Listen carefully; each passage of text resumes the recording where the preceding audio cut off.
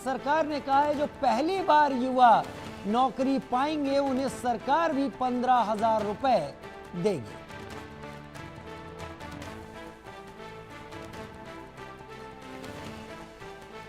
एक लाख करोड़ की ये योजना है।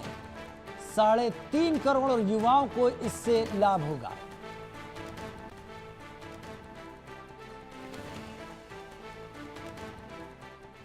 आज मेरा लाल किले की प्राचीर से मेरे देश के युवा वैज्ञानिकों को, मेरे टैलेंटेड यूथ को, मेरे इंजीनियर्स को और प्रोफेशनल्स को और सरकार के हर विभागों को भी मेरा आह्वान है, क्या हमारा अपना made in India fighter jets के लिए जेट इंजन हमारा होना चाहिए कि नहीं होना चाहिए। आज 15 अगस्त के ही दिन मेरे देश के युवाओं के लिए 1 लाख करोड़ रुपए की योजना हम चालू कर रहे हैं, लागू कर रहे हैं। आज से प्रधानमंत्री विकसित भारत रोजगार योजना आज ही 15 अगस्त को लागू हो रही है। ये आपके लिए बहुत खुशखबरी है। इस योजना के तहत निजी क्षेत्र में पहली नौकरी पाने वाले नौजवान को, बेटे बेटी को 15,000 रुपया सरकार की तरफ से दिए जाएंगे। कंपनियों को भी नए रोजगार देने के अवसर जो भी ज्यादा जुटाएगा उनको भी प्रोत्साहन राशि दी जाएगी।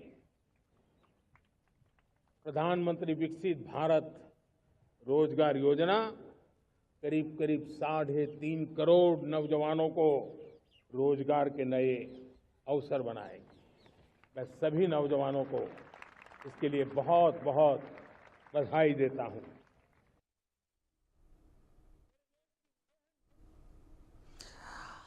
प्रधानमंत्री नरेंद्र मोदी ने आज देश को संबोधित करते हुए बहुत सारी योजनाओं पर बात की। प्रधानमंत्री नरेंद्र मोदी ने बहुत कुछ देश के सामने एक मैप रखा। शिव खेड़ा जी, रिनाउंड एजुकेशनिस्ट और ऑथर, शिक्षाविद और लेखक हमारे साथ इस वक्त जुड़ गए हैं।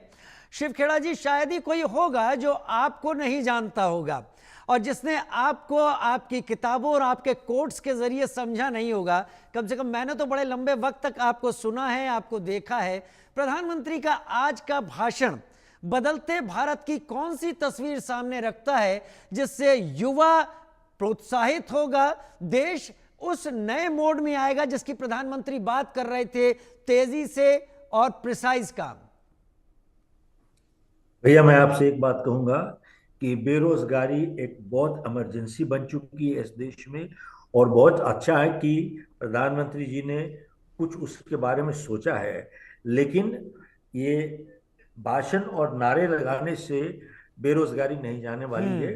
बेरोजगारी जाएगी जब इस देश में इकोनॉमिक एक्टिविटी इंसेंटिव, जो कि ये कह रहे हैं कि इंसेंटिव एम्प्लॉयर को भी मिलेगा, एम्प्लॉय को भी मिलेगा इंसेंटिव, जब तक देश में इकोनॉमिक एक्टिविटी सही तरीके से बढ़ेगी नहीं और यहाँ पर एटमॉस्फेयर और वातावरण इन्वेस्टमेंट का नहीं आएगा, तब तक नहीं होगा। आपको मैं खाली उदाहरण देता हूं, 2-3 चीज जिनकी वजह से बेरोजगारी है।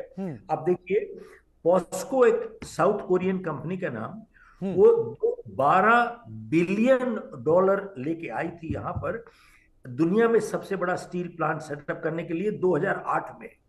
उसके बाद 2018 तारीख को हाथ जोड़ के पैसे लेके वापस चली गई, बोले हम हिंदुस्तान में काम नहीं कर सकते, यहाँ पर जितनी ब्यूरोक्रेसी और करप्शन है, वी कैन नॉट वर्क। इसी तरीके से मैं जानता हूँ बहुत लोग न्यूयॉर्क में पैसे लेके आए, 1-2 साल के बाद भाग गए वापस। सिंगापुर से आए, पैसे लेके भाग गए वापस। वो बोले कि सब हम कैसे काम करें यहाँ पे, how can you work in this environment. तो एनीवे, पैसा जो आ रहा है, जो आ सकता था, वो आ नहीं रहा है। और दूसरी चीज ये है कि हिंदुस्तान टाइम्स का एक सर्वे हुआ था, जिसकी औकात 25 करोड़ से ऊपर है, वो इंडिया छोड़ के जा रहा है, वो एनआरआई बन रहा है, दुबई जा रहा है, आयरलैंड जा रहा है, स्विट्जरलैंड जा रहा है। आपकी न्यूज में निकलता है ये सब, आप जी। तो you know all this information. तो अब जो अरबपति जाता है यहां से पैसे लेके जाता है, छोड़ के थोड़ी चले जाता है। आप और देखिए कि और क्या वजह, किस वजह से बेरोजगारी क्यों बढ़ रही है इस तरीके। यहाँ पे 10 करोड़ बांग्लादेशी रोहिंग्या आया हुआ है, यहाँ पर 10 करोड़।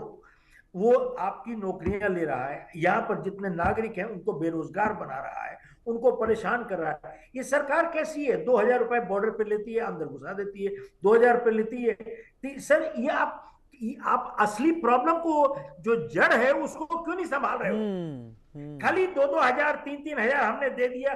ये जो चीजें हैं ना, लॉलीपॉप लॉलीपॉप, दोबारा से कह रहा हूं, लॉलीपॉप। इलेक्शन आने वाली होती है तो यही लॉलीपॉप दे देते हैं कि देखिए हमने ये कर दिया, 1,00,000 करोड़ दिया, फलाना कर दिया, ये कर दिया। आप जो प्रॉब्लम है वो तो चली जा रही है, आपको नहीं दिख रहा है क्या? समस्या तो यूं है। आप बताइए, पिछले 7 साल से हर साल नीट का पेपर लीक कर जाता है। यहाँ पर जितने सरकारी स्कूल हैं, 10वीं क्लास के बच्चे जो हैं, 10वीं क्लास के, तो सेकंड और दूसरी और तीसरी क्लास के एग्जाम नहीं पास कर सकते। ये क्या सिस्टम बनाया आपने? कहां से रोजगार दोगे आप? वाकई वाकई मैं तो सबसे ये आप थोड़ी कड़वी दवाई यहां पर जरूर पिला रहे हैं, लेकिन क्या लेकिन आपको क्या लगता है शिव जी, इस बदलाव के लिए आपने तो कहा नारों की कोई जरूरत नहीं है, हमें शुरू कहां से करना होगा? क्या गांव में रोजगार पहले पैदा करने होंगे? क्योंकि शहर अर्बनाइजेशन करके हम देख चुके हैं।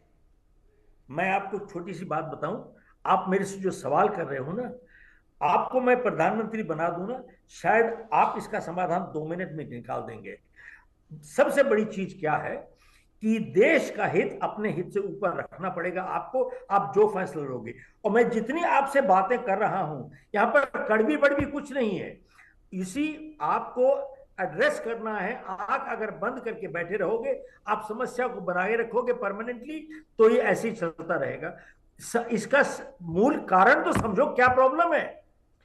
आपके अच्छे स्कूल नहीं है, वहां पर टीचर नहीं है, वोकेशनल एजुकेशन नहीं है, आप बेरोजगार करो, आप ऑफिसेज में चले जाओ, लोगों को अच्छे लोग काम करने वाले नहीं मिलते, और दूसरी तरफ बेरोजगार बैठी हुई है। अब नैस्डैक की एक स्टडी हुई थी कि 90% ऑफ ग्रेजुएट जो है वो अनएम्प्लॉयबल है, उनको आप हायर नहीं कर सकते सर। 90% ग्रेजुएशन, आप क्या करोगे? और हर साल 2 करोड़ लोग, नए लोग they come into the job market, वो जॉब मार्केट में आ रहे हैं। तो एवरी ईयर 2 करोड़। अब आप बेसिक चीजें अपनी एडजस्ट क्यों नहीं करते? और 10-15 लाख नौकरियां सरकारी डिपार्टमेंट में खाली पड़ी हैं, 10-15 लाख खाली पड़ी हैं 10 साल से, उनको फिल क्यों नहीं करते? यार आप कैसी बातें कर रहे हो? आप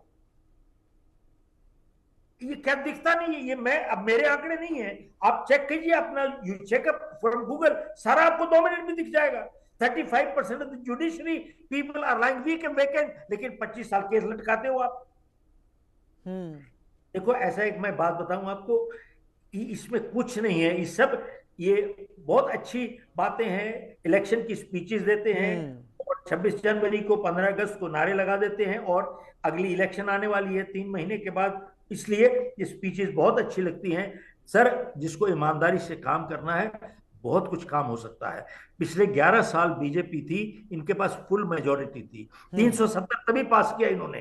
तो अगर फुल मेजोरिटी नहीं होती 370 नहीं पास करते, ये सब कुछ कर सकते थे। और एक और चीज बताऊं, इनको करना क्या चाहिए? 1 कंट्री 1 नेशन 1 एजुकेशन।